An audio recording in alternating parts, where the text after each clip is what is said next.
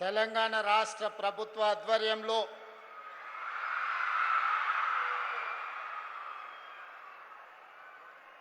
నూతన విద్యా సంవత్సరం ప్రారంభోత్సవ సందర్భంగా 27,50,000 ప్రభుత్వ పాఠశాలలు రెసిడెన్షియల్ స్కూళ్లలో తమ ఉజ్వల భవిష్యత్తు కోసం మొదటి అడుగు వేయబోతున్న విద్యార్థులకు అవసరమైన సహకారాన్ని అందించడానికి తెలంగాణ ఎడ్యుకేషన్ కిట్ ఆత్మగౌరవంతో పాఠశాలకు వెళ్ళడానికి కార్యక్రమాన్ని ఏర్పాటు చేసి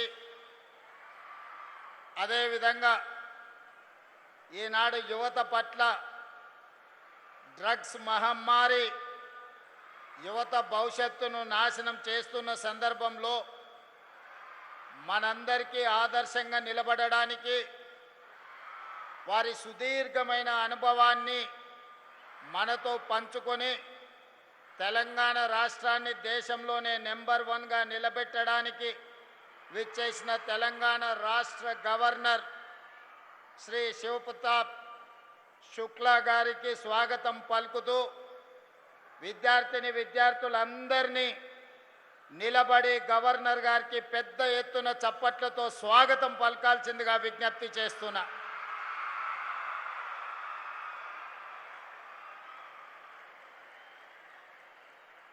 గవర్నర్ గారితో పాటు ఈ కార్యక్రమంలో ఉప ముఖ్యమంత్రి వర్యులు మిత్రులు బట్టి విక్రమార్క గారు, సీనియర్ సహచర మంత్రివర్గ సభ్యులు శ్రీధర్ బాబు గారు, సహచర మంత్రివర్గ సభ్యులు పొన్నం ప్రభాకర్ గారు, అడ్లూరి లక్ష్మణ్ గారు, వాకిటి శ్రీహరి గారు, మహమ్మద్ అజరుద్దీన్ గారు, ప్రభుత్వ సలహాదారులు, పార్లమెంట్ సభ్యులు, శాసన మండలి సభ్యులు, శాసనసభ్యులు, వివిధ కార్పొరేషన్ల చైర్మన్లు, విద్యాశాఖకు సంబంధించిన అధికారులు, ప్రాణ సమానులైన తెలంగాణ నలుమూలల నుంచి విచ్చేసిన వేలాది మంది విద్యార్థులకు మనస్ఫూర్తిగా అభినందనలు, కృతజ్ఞతలు తెలియజేస్తున్నా. మిత్రులారా, తెలంగాణ రాష్ట్రం దేశంలో ఉన్న మిగతా రాష్ట్రాలలాగా భాషా ప్రయుక్త రాష్ట్రంగానో పరిపాలన సౌలభ్యం కోసం ఏర్పడిన రాష్ట్రం కాదు.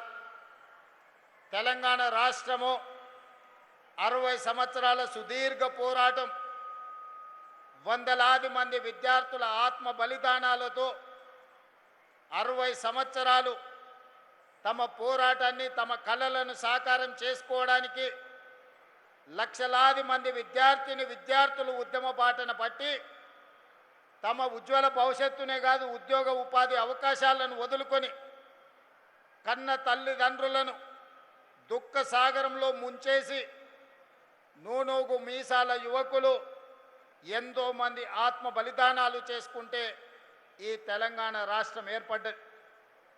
ఆనాడు ఆత్మ బలిదానాలలో ముందు వరుసలో ఉన్న శ్రీకాంతాచారి కావచ్చు, ఈశాన్ రెడ్డి కావచ్చు, కానిస్టేబుల్ కిష్టయ్య కావచ్చు, సురేష్ నాయక్ కావచ్చు, ఈ రకంగా నేను చెప్పుకుంటూ వెళ్తే వందలాది మంది విద్యార్థులు ఆత్మ బలిదానాలు చేసుకుంటే ఈ రాష్ట్రం ఏర్పడ్డది. ఈ విద్యార్థుల యొక్క ఆకాంక్ష తెలంగాణ రాష్ట్రంలో ఉండే విద్యార్థుల యొక్క ఉజ్వల భవిష్యత్తు, ఉద్యోగ ఉపాధి అవకాశాలు వాళ్లకు దక్కాలి అని త్యాగాలు చేసింది. ఆనాటి ఉద్యమంలో ముందు భాగాన నిలబడి పొలిటికల్ జేఏసీ చైర్మన్గా ఉన్న ప్రొఫెసర్ కోదండరామ్ గారు, తొలి ఉద్యమం మలి ఉద్యమ సజీవ సాక్షి పెద్దలు కేశవరావు గారు, పార్లమెంటులో పెప్పర్ స్ప్రేలను తట్టుకొని నిలబడి తెలంగాణ బిల్లు ఆమోదానికి సంపూర్ణంగా సహకరించిన పొన్నం ప్రభాకర్ గారు ఈ వేదిక మీద ఉన్నారు. మిత్రులారా, ప్రభుత్వ ఉద్యోగమన్నా ప్రభుత్వ పాఠశాలలో ఈనాడు విద్యార్థులు చదువుకుంటున్నారంటే ఇది ఒక అవకాశమో లేకపోతే ఇది ఒక ఉద్యోగం కోసం చేస్తున్న ప్రయత్నం కాదు. ఇది ఒక గొప్ప భావోద్వేగం. ఈ భావోద్వేగము తెలంగాణ 4 కోట్ల ప్రజలతో ముడివేసుకున్న బంధం. ఈ భావోద్వేగాన్ని, ఈ తెలంగాణ రాష్ట్రం యొక్క అభివృద్ధి, ఈ దేశ భవిష్యత్తు తరగతి గదుల్లోనే ఉన్నది. ఈ తరగతి గదులను పునరుద్ధరించాలి. విధ్వంసం అయిపోయిన తెలంగాణ విద్యాశాఖను ఈనాడు వికాసం వైపు నడిపించాలని రాష్ట్ర ప్రభుత్వం నిర్ణయం తీసుకొని సహచర మంత్రివర్గ సభ్యుల సహకారంతో ఈనాడు తెలంగాణ రాష్ట్ర ప్రభుత్వం తన బడ్జెట్లో 8.5% నిధులను కేటాయించడం జరిగింది. 26,600 కోట్ల రూపాయలతోటి ఈనాడు ఈ పేదలు, ముఖ్యంగా SC, ST, BC, minority and backward ఆర్థికంగా వెనుకబడిన విద్యార్థుల భవిష్యత్తు కోసం ఈనాడు తెలంగాణ రాష్ట్ర ప్రభుత్వం 26,600 కోట్ల రూపాయలు ఖర్చు పెడుతుంది. ఈ ఖర్చుగా మా ప్రభుత్వం భావించడం లేదు. ఈ ప్రభుత్వం ఈ నిధులను భవిష్యత్తు పెట్టుబడిగా భావిస్తున్నాం. ఈ నిధులు భవిష్యత్ తరాల యొక్క భవిష్యత్తును నిర్ణయించే పెట్టుబడిగా మేము భావిస్తున్నాం. ఈరోజు దిక్కులేని వాళ్ళుగానో ఎస్సీ, ఎస్టీ, బీసీ, మైనారిటీ హాస్టళ్లలో చదువుకుంటున్న వాళ్లకు కొంతమంది కనిపిస్తారేమో, కొంతమంది కనిపిస్తుందేమో.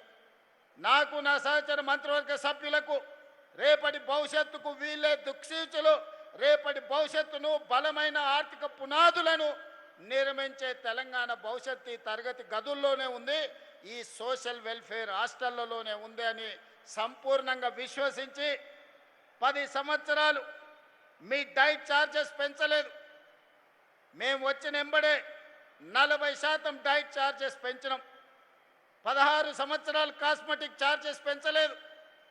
గ్రామీణ ప్రాంతాల నుంచి, తండాలలో, గూడాలలో, మారుమూల పల్లెల్లో నుంచి వచ్చే పిల్లలు తమ తల్లిదండ్రులను కాస్మెటిక్ ఛార్జెస్ కోసం, ముఖ్యంగా ఆడపిల్లలు చిన్న చిన్న అవసరాలకు తల్లిదండ్రులను అడగడానికి సంశయిస్తున్న సందర్భం.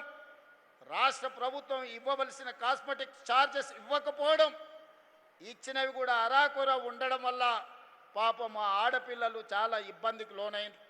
అందుకే వివరాలు తెప్పించుకొని 200% కాస్మెటిక్ ఛార్జెస్ పెంచి ప్రతి నెల ప్రభుత్వ ఉద్యోగులకు, ఐఏఎస్లకు, ఐపీఎస్లకు జీతాలు ఏ విధంగా ఇస్తున్నామో కాస్మెటిక్ ఛార్జెస్ కూడా ఈ పిల్లలకు 1వ తారీఖు నాడు ఇవ్వాలి అని మా అధికారులకు ఆదేశాలు ఇవ్వడం జరిగింది.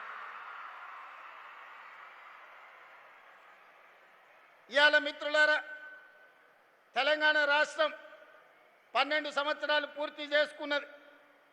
10 సంవత్సరాలు అధికారంలో ఉన్న వాళ్ళు ఏనాడు విద్యాశాఖకు ప్రాధాన్యత ఇవ్వలే. ప్రభుత్వ పాఠశాలలు మూసివేస్తూ, పేద ప్రజల పట్ల నిర్లక్ష్యం వహిస్తూ తెలంగాణలో ఉన్న విద్యాశాఖను విధ్వంసం చేసింది. నేను రాజకీయాల జోలికి వెళ్ళను, అనవసరమైన విషయాలు నేను మాట్లాడను. కానీ నేను చేస్తున్న ప్రయత్నం రాష్ట్ర ముఖ్యమంత్రిగా ఫైనాన్స్ కావచ్చు, రెవెన్యూ కావచ్చు, ఐటీ అండ్ ఇండస్ట్రీస్ కావచ్చు, one of the best portfolio నేను తీసుకొని ఉండొచ్చు. కానీ నేను ఈ దేశ భవిష్యత్తు గ్రామీణ ప్రాంతాలలో ఉన్నది, దేశ భవిష్యత్తు తరగతి గదుల్లో ఉంది. అందుకే విద్యాశాఖను నా దగ్గర పెట్టుకోవాలి, విద్యా ప్రక్షాళన చెయ్యాలి, ప్రతి పేదవాడి గుండె తట్టాలి, వాళ్లకు విద్యను అందించాలి అన్న లక్ష్యంతో విద్యాశాఖను నా దగ్గర పెట్టుకొని నిరంతరం పర్యవేక్షిస్తూ ఒక ప్రణాళికబద్ధంగా ముందుకు వెళ్ళే ప్రయత్నం చేస్తున్నాం. కొంతమంది గిట్టని వాళ్ళు విద్యాశాఖకు మంత్రే లేడంటారు. తెలంగాణ రాష్ట్ర ముఖ్యమంత్రి ఈనాడు విద్యాశాఖను మొదటి ప్రాధాన్యత కింద తీసుకొని ఈ తెలంగాణ రాష్ట్రంలో మేము ప్రయత్నం చేస్తున్నాం. మీరు చేసిన విధ్వంసం, 10 సంవత్సరాలు మీరు పాల్పడ్డ అరాచకం, 100 సంవత్సరాల నష్టం తెలంగాణ రాష్ట్రానికి జరిగింది. అందుకే ఈనాడు అన్ని రకాలుగా ఆలోచన చేసి ఈరోజు పేద పిల్లలు, నర్సరీ కానీ తల్లిదండ్రులు, శ్రీమంతులు, ధనవంతులు ఏ విధంగా నర్సరీ, కిండర్ గార్డెన్ లేకపోతే ఎల్కేజీ, యూకేజీకి వాళ్ళ పిల్లల్ని పంపించుకుంటున్నారో, అత్యంత నిరుపేద ఉపాధి హామీ కూలికి వెళ్ళే తల్లిదండ్రులు కూడా తమ పిల్లల్ని నర్సరీ ఎల్కేజీ యూకేజీకి పంపించాలని, తెలుగుతో పాటు ఇంగ్లీషు నేర్పించాలని ఆ తల్లిదండ్రులు కలలు కంటున్నారు. కానీ మన ప్రభుత్వ విధానంలో ఈనాడు నర్సరీ ఎల్కేజీ యూకేజీ విధానం లేదు. ఇంగ్లీషు విద్యకు అంత ప్రాధాన్యత లేదు. అందుకే పేదవాళ్ళు ఎంత కష్టపడైనా, సర్వం అమ్ముకొనైనా, సంపాదించింది మొత్తం కేటాయించైనా తమ పిల్లల్ని ప్రైవేట్ స్కూళ్ళకు పంపించడానికి ప్రయత్నం చేస్తారు. వాళ్ళ ఆలోచన ఒక్కటే, మేము కూలీనాలి చేసి బతికినాం, ఒక పూట తిన్నా తినకపోయినా ఉపవాసం వండుకొని మా పిల్లల్ని చదివించుకున్నాం. వాడు పెద్దయి ఒక డాక్టరు, ఒక లాయరు, ఒక ఇంజనీరు, ఒక ఐఏఎస్ ఐపీఎస్ అయితే మా భవిష్యత్తులు మారుతాయి, మా కళ్ళ ముందే మా పిల్లలు ప్రయోజకులు అవుతారు, డాక్టర్లు లాయర్లు రాణించి పీజీలు పిహెచ్డీలు చేసి తెలంగాణ పునర్నిర్మాణంలో భాగస్వాములు కావాలని వాళ్ళు కలలు కంటున్నారు. మరి అలా తల్లిదండ్రులు కలలు కంటున్నప్పుడు వాళ్ళ కలల్ని సాకారం చేయడానికి ఈ రాష్ట్ర ప్రభుత్వం ప్రయత్నం చేయాల్సిన అవసరం ఉందా లేదా ఒకసారి ఆలోచన చేయండి. అందుకే ఈనాడు ఎవరేమనుకున్నా సరే నర్సరీ నుంచి ఎల్కేజీ యూకేజీతో పాటు 10th తర్వాత 11th and 12th, నర్సరీ నుంచి 12th వరకు ఒక ఎడ్యుకేషన్ సిస్టమ్ని డెవలప్ చేయాలని నేషనల్ ఎడ్యుకేషన్ పాలసీతో పాటు తెలంగాణ ఎడ్యుకేషన్ పాలసీని తయారు చేసుకొని ఈనాడు ప్రక్షాళన కార్యక్రమాన్ని మొదలు పెట్టుకున్నాం. మొదటిసారి ఈసారి నర్సరీ నుంచి మనం అడ్మిషన్లు ఇచ్చినాం. ఆరుట్ల ఒక తెలంగాణ మోడల్ స్కూల్గా విద్యా కమిషన్ అపాయింట్ చేసి ఒక సీనియర్ ఐఏఎస్ రిటైర్డ్ ఆఫీసర్ని విద్యా కమిషన్ చైర్మన్ చేసినాం. వాళ్ళు ఇచ్చిన సూచనలతోని ఆరుట్లలో మనము నర్సరీ నుంచి 12th వరకు స్కూలు ప్రారంభిస్తే ఇక్కడున్న చాలామందికి వేదిక మీద ఉన్న ఇండస్ట్రియలిస్టులకు కూడా తెలవాలి. ఒకప్పుడు ప్రభుత్వ పాఠశాలలో చేరాలి అంటే విద్యార్థులు వచ్చేవాళ్ళు కాదు. ఆరుట్లలో 1814 మంది పిల్లలకు అడ్మిషన్లు ఇచ్చిన తర్వాత ఇంకా 1500 అప్లికేషన్స్ ఎక్స్ట్రా వచ్చినాయి. వాళ్ళు బయట నో అడ్మిషన్ అని బోర్డు పెట్టినరు. ఇది మా నిబద్ధతకు, మా పాఠశాల ఉపాధ్యాయుల యొక్క పనితనానికి గుర్తింపు. ప్రభుత్వ పాఠశాలల్లో నో అడ్మిషన్ అని పెట్టే రోజు వస్తుంది అని ఎవరు కలలో కూడా ఊహించకపోవచ్చు. కానీ అసాధ్యాన్ని సుసాధ్యం మా ఉపాధ్యాయులు చేసిండ్రు. ఈరోజు ఇబ్రహీంపట్నం ప్రాంతంలో ఆరుట్ల స్కూల్ ఎవరైనా వెళ్ళి చూడొచ్చు. నేనే స్వయంగా వెళ్ళి ఆ విద్యార్థులతో బ్రేక్ఫాస్ట్ చేయడమే కాకుండా అందరిని వాళ్ళని కలిసి వచ్చిన. ఇవాళ ప్రతి తెలంగాణ నియోజకవర్గానికి ఒక తెలంగాణ పబ్లిక్ స్కూల్ అందించినాం. ఇదే కాదు, ఈనాటి ప్రభుత్వం కుల వ్యవస్థను నిర్మించాలని, కుల వ్యవస్థ నిర్మూలన ద్వారానే సమాజంలో అసమానతలను తొలగించాలని ఒకనాడు ఎస్సీలు వేరు, ఎస్టీలు వేరు, బీసీలు వేరు, మైనారిటీలు వేరు, అదర్ కాస్ట్లకి డిఫరెంట్ హాస్టల్స్ ఉంటే, రెసిడెన్షియల్ స్కూల్స్ ఉంటే ఈనాడు young India integrated residential schools SC ST BC minority and others 2500 మంది స్టూడెంట్స్తోని 25 ఎకరాలలో ఒక కార్పొరేట్ లెవెల్ ఒక క్యాంపస్ నిర్మించి ఈనాడు విద్యను అందించడానికి ముందుకెళ్తున్నాం. నెక్స్ట్ అకాడమిక్ ఇయర్ మీరందరూ చూడబోతున్నారు 119 young India integrated residential schools దేశానికి రోల్ మోడల్గా తీర్చిదిద్దే బాధ్యత ఈ ప్రభుత్వం తీసుకున్నది. అదేవిధంగా క్రీడలు చూడడమే కానీ ఆడడం మనం మర్చిపోయినాం. ఒలింపిక్స్ వచ్చినప్పుడు మన దేశం ఎక్కడుందని ఎత్తుక్కుంటే పైనుంచి చూడాల్సిన పని లేదు, కింది నుంచి చూస్తే మొదటి స్థానమో రెండో స్థానంలో ఉంటాం కింది నుంచి లెక్క పెడితే. నేను అడగదలుచుకున్న ఈనాడు ఇక్కడికి వచ్చిన విద్యార్థులను, వేదిక మీద ఉన్న మా కార్పొరేట్ మిత్రులను, 140 కోట్ల జనాభా ఉన్న భారతదేశం ఒలింపిక్స్లో ఒక గోల్డ్ మెడల్ తేలేకపోతుంది ఇన్ని దశాబ్దాలైనా. ఆ మధ్య నేను సౌత్ కొరియా పర్యటించిన, సౌత్ కొరియన్ స్పోర్ట్స్ యూనివర్సిటీకి వెళ్ళిన. 30 ఎకరాలలో ఉంది ఆ స్టేడియం. ఈ ఎల్బీ స్టేడియం కంటే కొంచెం పెద్దగా ఉంది వాళ్ళ university, south Korean sports university. ఒక అమ్మాయి వచ్చి నాకు స్వాగతం పలికింది బొకే ఇచ్చి. నేను ఆ అమ్మాయి ఆ స్కూల్ వచ్చిన స్టూడెంట్ ఏమో అనుకున్నా. తర్వాత నాకు ఇంట్రడ్యూస్ చేస్తే ఆ అమ్మాయి ఒలింపిక్స్లో 2 గోల్డ్ మెడల్స్ తీసుకొచ్చింది ఆర్చరీలో. ఆ దేశం 32 గోల్డ్ మెడల్స్ తెస్తే ఒక సౌత్ కొరియన్ స్పోర్ట్స్ యూనివర్సిటీ నుంచి 16 గోల్డ్ మెడల్స్ సాధించారు. ఆ దేశ జనాభా మన తెలంగాణ రాష్ట్రంలో ఉన్నంత ఉంటుంది. మరి ఈరోజు మా యువ మిత్రులను నేను అడుగుతున్నా, మా ఎస్సీ ఎస్టీ బీసీ మైనారిటీ విద్యార్థులను నేను అడుగుతున్నా, చిన్న దేశం 32 గోల్డ్ మెడల్స్ తెస్తే 140 కోట్ల జనాభా ఉన్న భారతదేశం ఇన్ని దశాబ్దాలైనా ఒక్క గోల్డ్ మెడల్ తేలేదంటే ఇది మన ఆత్మ గౌరవానికి సంబంధించిన విషయం కాదా? ఇది మన దేశ ప్రతిష్టకు సంబంధించిన అంశం కాదా? ఈనాడు ఆలోచన చెయ్యండి. ఆ గోల్డ్ మెడల్ సాధించాల్సిన బాధ్యత మన తెలంగాణ బిడ్డలకు లేదా? మనలో సమర్థత లేదా? మనం రాణించలేమా?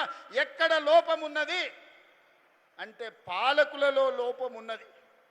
పాలకులు సరైన దిశ నిర్దేశించకపోవడం వల్ల ఈనాడు గోల్డ్ మెడల్స్ సాధించలేకపోతున్నాం. అందుకే తెలంగాణ రాష్ట్ర ప్రభుత్వం స్పోర్ట్స్ పాలసీ తీసుకొచ్చి we have initiated young India sports university under public private partnership. ఈరోజు అంతర్జాతీయ స్థాయిలో ఉన్న క్రీడాకారులను మన బోర్డులో తీసుకున్నాం. రాబోయే 2 సంవత్సరాలలో యంగ్ ఇండియా స్పోర్ట్స్ యూనివర్సిటీ ఈ దేశానికి ఒక నమూనాగా మారి రాబోయే ఒలింపిక్స్లో గోల్డ్ మెడల్ని సాధించడానికి పునాదులు తెలంగాణ రాష్ట్రంలో వెయ్యాలనేదే నా కళ. మీరందరూ అందులో భాగస్వాములు కావాలి. ఇక్కడికి వచ్చిన విద్యార్థులు ఆ స్ఫూర్తితోని తిరిగి మీ ప్రాంతాలకు వెళ్ళాలి. అందుకే మిత్రులారా, ఈనాడు ఏఐ అనే ఒక భూతం వచ్చింది. ఒకప్పుడు కంప్యూటర్ సైన్స్, ఒకప్పుడు ఇంజనీరింగ్ చదివితే, ఒకప్పుడు అమెరికాకు పోతే లక్షల రూపాయలు డాలర్లు సంపాదించే అవకాశం ఉండే. ఇవాళ అమెరికా లాంటి దేశంలో ఏఐ తుఫాన్తోని ఆర్టిఫిషియల్ ఇంటెలిజెన్స్తోని వైట్ కాలర్ జాబులన్నీ పోయి కోట్లాది మంది నిరుద్యోగులు అవుతున్నారు. మరి ఏ రకంగా దీన్ని ఎదుర్కోవాలనో ఒకసారి ఆలోచన చేయండి. వైట్ కాలర్ జాబులు తీయగలుగుతుంది ఆర్టిఫిషియల్ ఇంటెలిజెన్స్, కానీ బ్లూ కాలర్ జాబులు తీయలేదు. బ్లూ కాలర్ జాబులు అంటే షర్టుకుండే బ్లూ కాలర్ కాదు, స్కిల్స్. అందుకే ఐటీఐలుగా నిరాదరణకు గురైన ఐటీఐలను ఈనాడు అడ్వాన్స్డ్ టెక్నాలజీ సెంటర్స్గా మార్చినాం. 119 ఇన్స్టిట్యూషన్స్ ఇచ్చినాం. ఏటీసీలో చేరితే 2000 రూపీస్ పర్ మంత్ స్టైఫండ్ ఇచ్చే పిల్లలకు చదువుకోవడానికి ప్రోత్సహిస్తున్నాం. ఈనాడు పాలిటెక్నిక్ కాలేజీలను అప్గ్రేడ్ చేసినాం. స్కిల్స్ యూనివర్సిటీ తీసుకొచ్చినాం, యంగ్ ఇండియా స్కిల్స్ యూనివర్సిటీ. ఈరోజు వృత్తి నైపుణ్యం, శిక్షణ నైపుణ్యం తీసుకుంటే, ఇంగ్లీష్ నేర్చుకుంటే యుఎస్ని వెళ్ళిన మనం. Silicon valley hour talent, hour language ఈరోజు నడిపిస్తున్నది. కానీ భవిష్యత్తులో ఇంగ్లీష్ ఒకటే సరిపోదు. జర్మనీ లాంగ్వేజ్ నేర్చుకోవాలి, సౌత్ కొరియన్ లాంగ్వేజ్ నేర్చుకోవాలి, జపనీస్ లాంగ్వేజ్ నేర్చుకోవాలి. ఆ దేశాలలో కోట్లాది ఉద్యోగాలు ఖాళీలు ఉన్నాయి. రేపటి భవిష్యత్తులో మా పిల్లలు జర్మన్, జపాన్, సౌత్ కొరియాతో పోటీ పడాలి. ఆ దేశాలలో ఉద్యోగ ఉపాధి అవకాశాలు సాధించాలి. ఈరోజు పెద్ద పెద్ద కంపెనీలకు మనం సీఈఓలు అంటున్నాం. వాటిని ప్రారంభించింది మనం కాదు, వాటి యజమానులు మనం కాదు. సత్య నాదెల్ల కావచ్చు, ప్రేమ్జీ వత్సవ్ కావచ్చు, సంతను నారాయణ్ కావచ్చు, ఎవరైనా వరల్డ్ బ్యాంక్ చైర్మన్ మన అజయ్ బంగా కావచ్చు. మనం యజమానులం కాదు, మనం కనిపెట్టిన వాళ్ళం కాదు. ఆ కంపెనీలకు సీఈఓలుగా పనిచేస్తున్నాం. ఇది సరిపోదు, మనమే కనిపెట్టాలి, మనమే యజమానులను కావాలి. యూనికార్న్స్ని తెలంగాణ నుంచి మనం ఇవ్వాలి. శ్రీధర్ బాబు గారు సంపూర్ణంగా మీ రీసెర్చ్ కోసం కోట్ల రూపాయలు ఫండింగ్ ఇవ్వడానికి గూగుల్ సంస్థతోని ఈనాడు ఒప్పందాలు చేసినాం. మీలో ఉన్న నైపుణ్యాన్ని వెలికి తీయాలి, మీ నైపుణ్యానికి పదును పట్టాలి, మిమ్మల్ని దేశంలోనే గొప్ప యువకులుగా తీర్చిదిద్దాలి అని ఈనాడు మన ప్రభుత్వం పనిచేస్తుంది. చివరగా మిత్రులారా, నేను వచ్చేటప్పుడు ఇప్పుడు మా అడ్లూరు లక్ష్మణ్ గారు సోషల్ వెల్ఫేర్లో చదువుకున్న పిల్లల్ని పరిచయం చేసిండు. ఒకడు ఐపీఎస్ అయిండు, ఒకడు ఐఏఎస్ అయిండు, ఒకడు ఐఎఫ్ఎస్ అయిండు. మా సోషల్ వెల్ఫేర్లో చదువుకున్న పిల్లలు గర్వంగా నేను గవర్నర్ గారికి పరిచయం చేసిన. నేను కన్న కళ అది. నా సోషల్ వెల్ఫేర్ స్కూల్లో చదువుకున్న పిల్లలు ఈ దేశ పునర్నిర్మాణంలో భాగస్వాములు కావాలి. ఐఏఎస్లు కావాలి, ఐపీఎస్లు కావాలి, ఐఎఫ్ఎస్లు కావాలి, డాక్టర్లు, లాయర్లు, ఇంజనీర్లే కాదు, సైంటిస్టులు కావాలి. దాంతోపాటు ఈ దేశాన్ని ఏలే నాయకులు కావాలి. వాళ్ళే ఈ దేశానికి అంబేద్కర్లు కావాలని నేను కలలుగా అంటున్నా. ఒకనాడు అంబేద్కర్ ఒక్కడొస్తే ప్రపంచానికే దిక్సూచిగా మారిండు. ఈ రోజు తెలంగాణ రాష్ట్రం నుంచి నా దళిత బిడ్డలు, నా బలైన వర్గాల బిడ్డలు, నా గిరిజన బిడ్డల నుంచి 100 మంది అంబేద్కర్లు వస్తే ప్రపంచాన్ని మార్చగలిగిన శక్తి మీ దగ్గర ఉంది. మీరు చదవండి. మన తలరాతలు మారేది తరగతి గదుల్లోనే. ప్రభుత్వం ఇచ్చే సంక్షేమం కాదు, ప్రభుత్వం ఇచ్చే విద్య ఈ దేశానికి పునాదులు కావాలి. రేపటి భవిష్యత్తు తరగతి గదుల్లో ఉంది. మన తలరాతల్ని మార్చే భవిష్యత్తు తరగతి గదుల్లో ఉంది. చదవండి. మీరు మీకు కావాల్సిన అన్ని వసతులు ఇచ్చే బాధ్యతగా మీ రేవంత్ అన్న తీసుకుంటాడని చెప్పి మీ అందరికి మాట ఇస్తున్నా. మీ సోదరుడు ముఖ్యమంత్రిగా ఉన్నాడు ఇవాళ తెలంగాణలో. మీరు ఏం కోరినా నిమిషాల మీద జరుగుతుంది. మీరు క్రీడలా, చదువుతారా, డాక్టర్లా, లాయర్లా, మీకు ఏం కావాలన్నా సంపూర్ణమైన మద్దతు ఇచ్చే బాధ్యత నాది. మీకు బ్రేక్ఫాస్ట్, లంచ్, ఈవినింగ్ స్నాక్సే కాదు, భవిష్యత్తులో రవాణా సౌకర్యాలను కూడా రాష్ట్ర ప్రభుత్వమే ఏర్పాటు చేస్తుందని నేను ఈ సందర్భంగా తెలియజేయదలుచుకున్నా.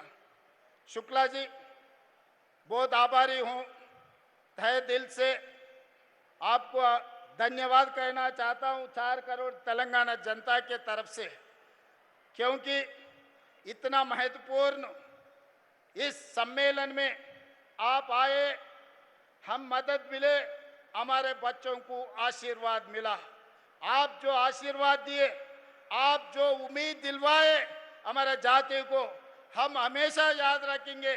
हम लोग जो भारत सरकार ने विकसित भारत 2047 के लिए जो सोच रहा है, तेलंगाना राज्य सरकार ने भी तेलंगाना राइजिंग 2047 पॉलिसी डॉक्यूमेंट हम बनाए। 2034 $1 ट्रिलियन इकोनॉमी, 2047 $3 ट्रिलियन इकोनॉमी बनाने के लिए हम लोग कोशिश करेंगे। जो भारत सरकार मोदी जी ने $30 ट्रिलियन इकोनॉमी इस देश को बनाने के लिए जो कोशिश कर रहा है, हम भी कंधे जोड़कर भारत सरकार के साथ काम करने के लिए हम तय कर लिए। हम तेलंगाना राज्य सरकार ने इस देश में किसी से कम नहीं है। हमारे बच्चे आज कोने कोने से, तेलंगाना हर कोने कोने से आया, SC, ST, BC, माइनॉरिटी और बाकी के बच्चे भी यहाँ पर हाजिर हुए। आपके संदेश लेकर, आप जो आशीर्वाद दे रहे, हम लोग दिल से पूरा भर लेके गांव वापस जाएंगे। आज हमारा रेजिडेंशियल स्कूल्स में पूरा तेलंगाना में 27 लाख स्टूडेंट्स है। ये 27 लाख स्टूडेंट्स के लिए आज हमारा किट, तेलंगाना स्कूल किट हम लोग आज मॉडल यहाँ पर रिलीज कर रहे हैं। आने वाले दिनों में हर बच्चे के लिए शू, ड्रेस, हर पढ़ाई लिखने के लिए किताब, सब कुछ तेलंगाना राज्य सरकार ने दे रहा है। नाश्ता से लेकर lunch, evening breakfast, residential schools में अच्छा न्यूट्रिशन खाना, पहले खाना नहीं था इस देश में, आज देश भर खाना मिल गए मगर न्यूट्रिशन नहीं है। एक दिन देश में निरक्षरास्यता था, कोई पढ़ लिखने के लिए गांव में कोई फैसिलिटी नहीं थे। आज हर गांव में एजुकेशन आ गए मगर उसमें क्वालिटी नहीं है। इसीलिए आज हमारे तेलंगाना राज्य सरकार ने हमारे बच्चों को अच्छा क्वालिटी एजुकेशन, तेलुगु के साथ साथ इंग्लिश भी हम सिखाना चाहते हैं, उसके साथ साथ Germany, Japanese, south Korean language भी हम सिखाना चाहते हैं। हमारे इंजीनियरिंग बच्चे आज सिलिकॉन वैली को चला रहे अमेरिका में। कहीं अमेरिका में आप जाओ, हर IT प्रोफेशनल में अगर पूरा देश में 10 लोग रहे तो 3 लोग हमारे तेलुगु स्पीकिंग लोग हैं। आज हमारे लोग ब्लू कॉलर जॉब्स के लिए, स्किल डेवलपमेंट के लिए हम लोग कोशिश कर रहे हैं। आपके तजुर्बे, आप उत्तर प्रदेश में सरकार चलाए, हिमाचल में जब गवर्नर थे, नशा मुक्त भारत के लिए बहुत बड़ा कार्याचरण लेकर पूरा हिमाचल में गांव-गांव में सब बच्चों को नशा मुक्त भारत के बारे में आप सुझाव दिए। आज हमारे बच्चे नशा मुक्त तेलंगाना बनाने के लिए, स्पोर्ट्स तेलंगाना बनाने के लिए, एजुकेशन हब तेलंगाना बनाने के लिए आज सब लोग यहाँ मौजूद है। आप जो इंस्पिरेशन दे रहे हैं वो इंस्पिरेशन लेकर हमारे बच्चे लोग वापस जाएंगे। इस देश का नाम रोशन करने का बच्चे यहाँ पर है। हम आपके सुझाव, आपके मार्गदर्शन के लिए हमारे बच्चे लोग सब इंतजार कर रहे हैं। आप मार्गदर्शन कीजिए, तेलंगाना सरकार को हम चला के दिखाएंगे। धन्यवाद गवर्नर साहब। గౌరవనీయులైన ప్రియతమ ముఖ్యమంత్రి గారి స్ఫూర్తిదాయక సందేశానికి ధన్యవాదాలు తెలియజేస్తూ may know request honourable governor for his address. Governor గారి సందేశం.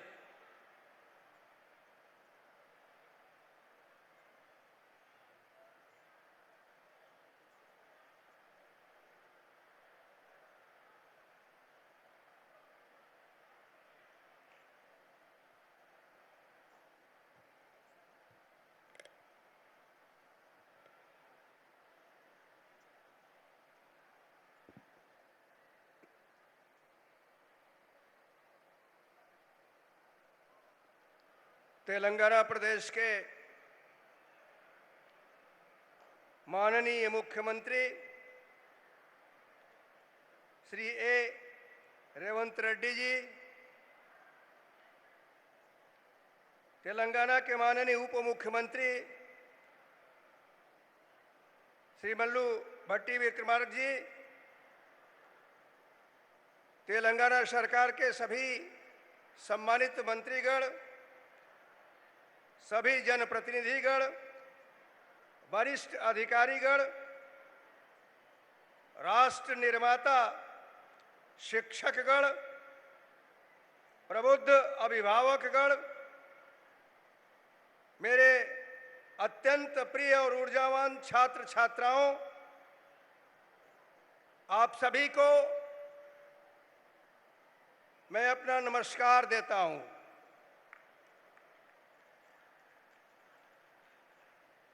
यहाँ उपस्थित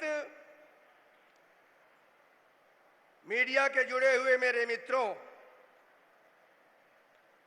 आज सचमुच एक ऐतिहासिक दिन है।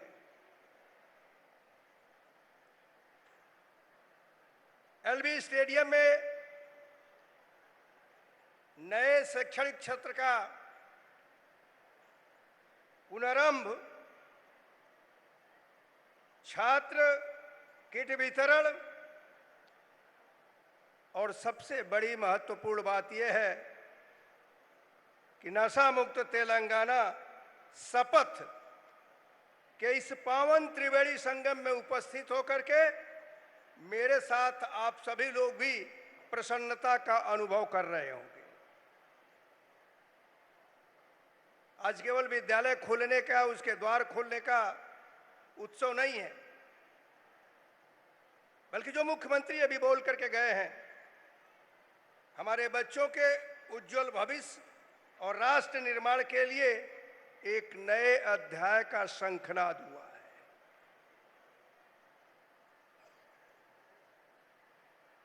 शिक्षा किसी भी प्रगतिशील समाज के सबसे मजबूत आधारशिला होती है। विद्यालय केवल